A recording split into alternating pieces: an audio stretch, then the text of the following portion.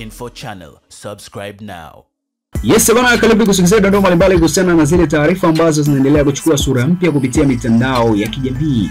Na taarifa kubwa iliyotufikia hivi punde ni kuhusiana na taarifa ya kuhuzunisha kuhusiana na msemaji mkuu wa serikali ya mapinduzi ya Zanzibar ambaye pia ni mkurugenzi wa mawasiliano wa rais wa Zanzibar Charles Hilal amefariki dunia alfajiri leo Mei 11 mwaka 2025 katika hospitali ya Mloganzila alikokuwa akipatiwa matibabu. Katibu wa Baraza la Mapinduzi na katibu mkuu kiongozi Zanzibar Mhandisi Zena Ahmed Said amethibitisha kutokea kwa kifo hicho na kutoa pole kwa familia, ndugu, jamaa na marafiki wote walioguswa na msiba huu. Charles Hilal ni miongoni mwa watangazaji bora wa radio na television nchini Tanzania ambaye amefanya kazi katika vituo mbalimbali vya ndani na nje ya Tanzania ikiwamo Radio 1 na ITV, BBC London, lakini pia na kituo cha Azam TV.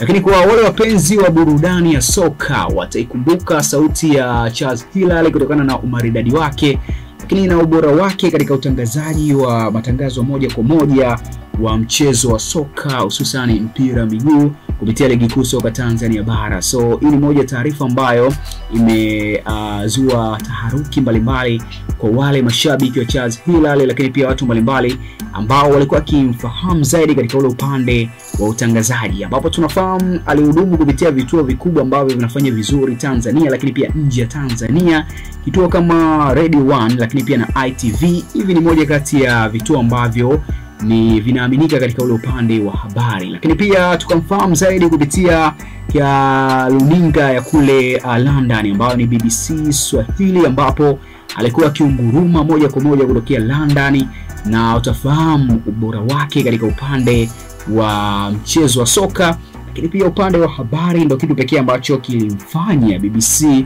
kuweza kuvutiwa na ubora wake. Lakini pia tukamfahamu pia Charles Hilal kupitia kituo cha Azam TV ambacho nacho kinaendelea kufanya vizuri katika mipaka ya Tanzania, akija kuhudumu akiwa kama mtangazaji, lakini moja kati ya viongozi kupitia kituo hichi hapa cha Azam TV.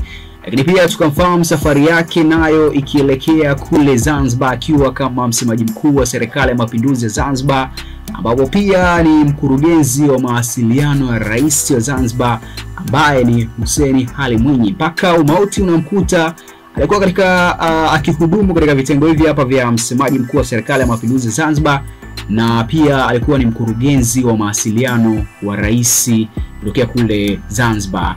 So hii moja taarifa ambayo inaendelea kuandikwa kupitia mitandao ya kijamii, kupitia page mbalimbali, media mbalimbali, na kubwa zaidi ni kutokana na kupoteza moja kati ya mtu muhimu katika tasnia ya habari.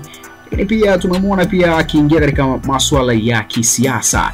Bami to Jackson Jambele, endelea kufuatilia kupitia Ganga Info Channel. Tutakuletea update kuhusiana na kile ambacho itakuwa kiendelea msibani kwa haya ambayo yataendelea kujitokeza, na taarifa mbalimbali ambazo zitaendelea kutokea tutakusogezea hapa kupitia Ganga Info Channel.